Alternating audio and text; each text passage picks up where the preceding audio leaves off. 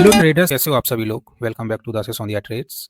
आज की video gold analysis के ऊपर रहेगी। नेक्स्ट वीक हमको कैसे ट्रेड करना है, गोल्ड में क्या मोमेंटम आ सकता है। वॉइस मेरी थोड़ी ऊपर नीचे हो जाएगी क्योंकि सर्दियों का मौसम है और तबीयत ऊपर नीचे हो जाती है थोड़ी ख़राब।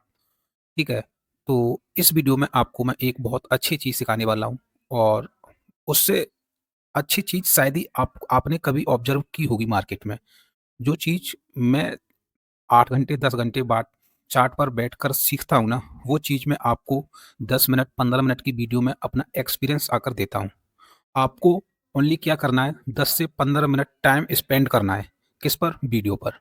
जो मैं 8 घंटे 10 घंटे चार्ट को देता हूँ ना सीखने के लिए, वो भी रेगुलर कंसिस्टेंसी के साथ।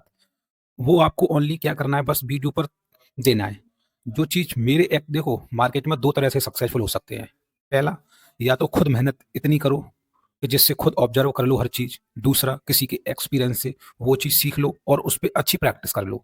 ये 2 ही नियम होते हैं मार्केट में या लाइफ में, ठीक है? तो अगर आपके पास इतना टाइम है कि आप चार्ट पर 10-12 घंटे दे सकते हैं, तो आप चार्ट से सीख लो। अगर आपके पास इतना टाइम नहीं है, तो आप किसी से नॉलेज ले लो, चाहे वो मैं हूँ, चाहे कोई और यूट्यूबर हो। आपको जो भी पसंद आए, ऐसा नहीं है कि मेरे से ही सीखो। हाँ, सबसे सीखो। मैं कभी नहीं बोलता कि मेरे से ही सीखो ओनली। आपको सबसे नॉलेज लेनी है। अब मार्केट में आज सीखने को क्या मिलेगा, सबसे इम्पोर्टेंट पॉइंट है, इसमें लर्निंग भी ऐड कर देता हूँ मैं। आपको मिलेगा सपोर्ट एंड रेजिस्टेंस थ्योरी। ये थ्योरी क्या होती है, शायद आपने कहीं देख ली हो, मुझे नहीं पता है, कहीं से सीख ली हो, वो भी नहीं पता है मुझे। बट मैं बता रहा हूँ आप उस पे ध्यान देना। वो चीज़ क्या है, सपोर्ट एंड रेजिस्टेंस थ्योरी क्या होती है, थोड़ा मैं इसके ऊपर बता देता हूँ, फिर एनालिसिस करेंगे हम। देखो, ये मार्केट में मान लेता हूँ कोई रेजिस्टेंस है, ये वाला पॉइंट, ये वाला पॉइंट और ये वाला पॉइंट। इसको मैं इतनी अच्छे भाषा में समझाने की कोशिश करूंगा कि आप आराम से समझ जाएंगे। रेजिस्टेंस और सपोर्ट थ्योरी क्या होती है गोल्ड में, ये वर्क करते दिखेगी हर बार तुमको।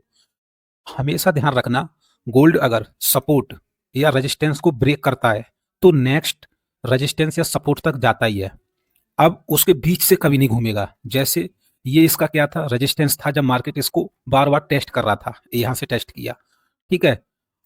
उसके बाद क्या हुआ था गोल्ड में, अरे उसके बाद क्या हुआ था गोल्ड में, जो नेक्स्ट रेजिस्टेंस एरिया था ना, वो ये वाला था। आपको दिख रहा होगा, ये जो कैंडल है इधर की साइड, इधर था, ठीक है।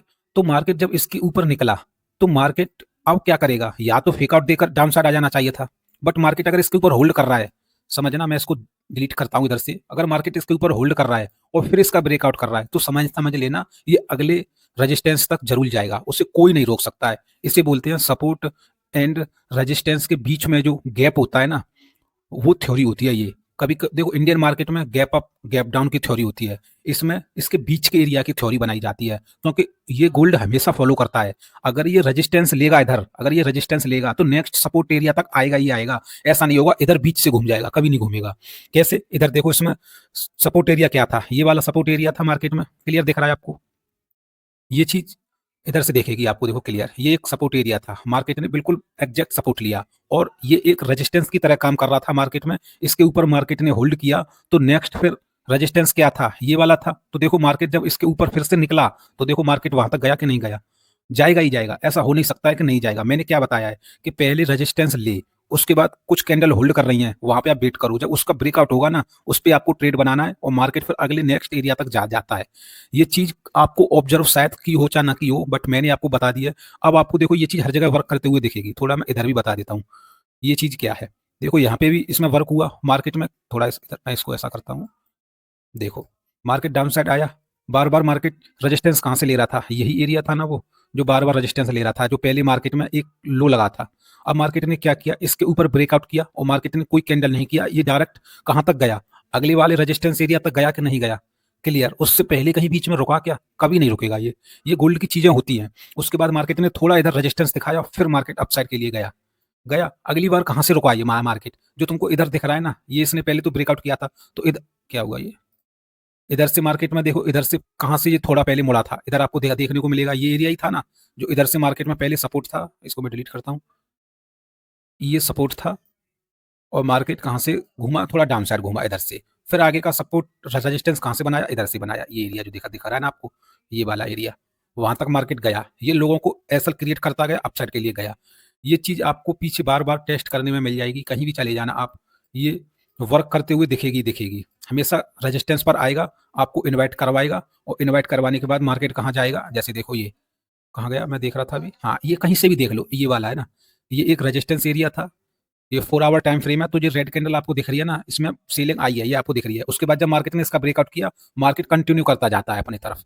तो ये होती है चीज़ें। तो ये गैप थ्योरी और अच्छे से अगर एक्सप्लेन करनी है, इसमें क्या चीज़ें होती हैं और इस पे ज़्यादा परफेक्ट कैसे होना है, तो इसके लिए मैं एक पूरी वीडियो बना दूँगा, अगर आपने लाइक कमेंट कर दिया वीडियो पर।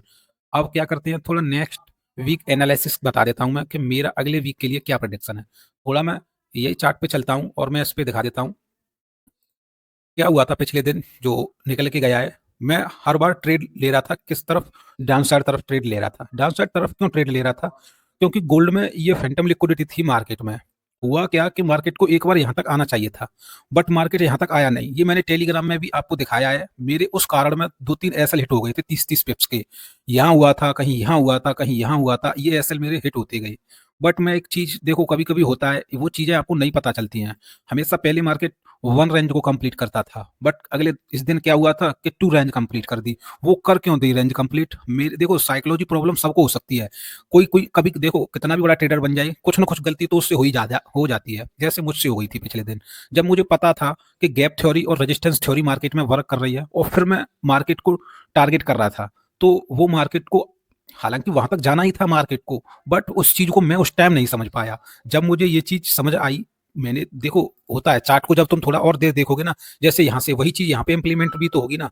हम वही तो गलती कर रहे थे। हम क्या कर रहे थे, इधर से ही घुमाना चाह रहे थे मार्केट को इन लेवलों से, बट मार्केट अगले लेवल तक जाएगा जो मैंने बताया है अभी। रेजिस्टेंस लेवल है ना अपना, वहां तक जाता।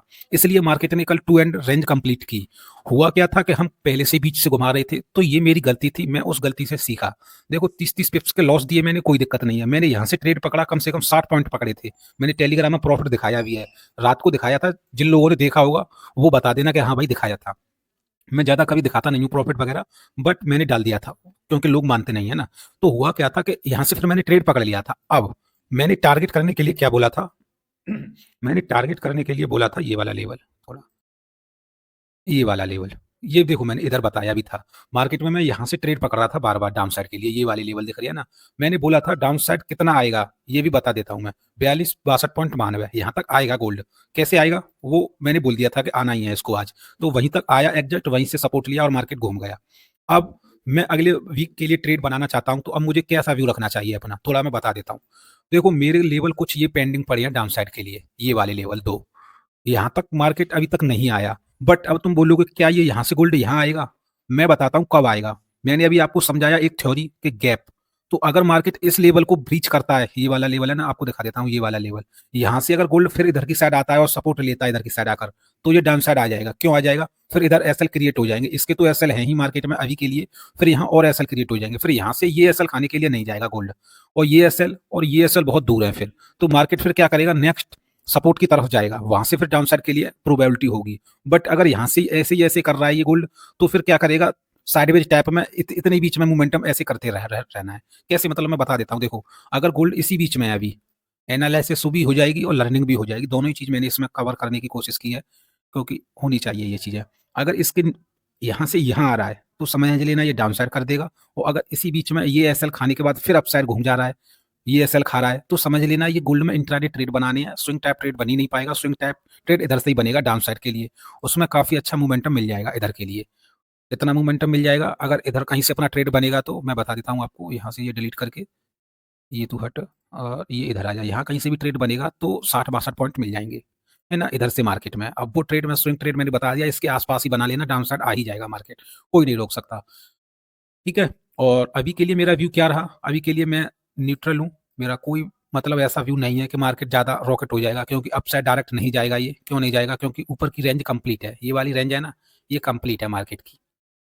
यहाँ से मार्केट साइडवेज ही होगा, ज़्यादा से ज़्यादा ये एसएल खाएगा, कभी ये खाएगा, कभी यहाँ जाएगा। नेक्स्ट जो रेजिस्टेंस एरिया है वो ये है मार्केट में, तो इधर चला जाएगा थोड़ा, फिर डाउन साइड आ जाएगा। यही होना है, यही खिचड़ी पकनी है मार्केट में। मैं थोड़ा बेरिश रहूंगा ये वीक, अगले वीक, क्योंकि मुझे यहाँ कहीं प्राइस चाहिए। ये वाला प्राइस अगर यहाँ से मिलेगा तो मैं डाउन साइड के लिए कोशिश करने वाला हूँ कि आ जाए ज़्यादा। तो इधर की साइड जब सपोर्ट लेने लगेगा तो ये मार्केट और ज़्यादा घूम जाएगा। मैं बुलिश कब रहूंगा, जब इसके ऊपर मार्केट, ये वाला जो रेजिस्टेंस एरिया है ना, इसके ऊपर जब मार्केट कैंडल क्लोज करके यहाँ जब ज़्यादा वो दिखाने लगेगा ना अपना सपोर्ट, तो फिर ये अपसाइड के लिए जा सकता है। बट यहाँ के ये एरिया है, यहाँ से पहले तो मैं डाउनसाइड के लिए पूरी प्लानिंग में रहूँगा ये एरिया से, ठीक है? तो आज की एनालिसिस वीडियो काफ़ी इंटरेस्टिंग रही होगी। लाइक, कमेंट, सब्सक्राइब ज़रूर कर देना जो नए लोग आएँगे, ठीक है? और सपोर्ट करते रहना ऐसे ही। आपका जो सपोर्ट है ना, बहुत अच्छा है। बहुत अच्छा ट्रस्ट बन चुका है आप लोगों को और मेरा भी आप लोगों पर बहुत अच्छा बन चुका है। तो बस मैं आपको ऐसे ही लर्निंग देता रहूँगा और मैं सोच रहा हूँ नेक्स्ट वीक बीटीसी पर एक रेंज कैलकुलेशन की वीडियो लेके आऊँ, तो आप बता देना, मैं लेके आ जाऊँगा, ठीक है? जय श्री राम सभी को।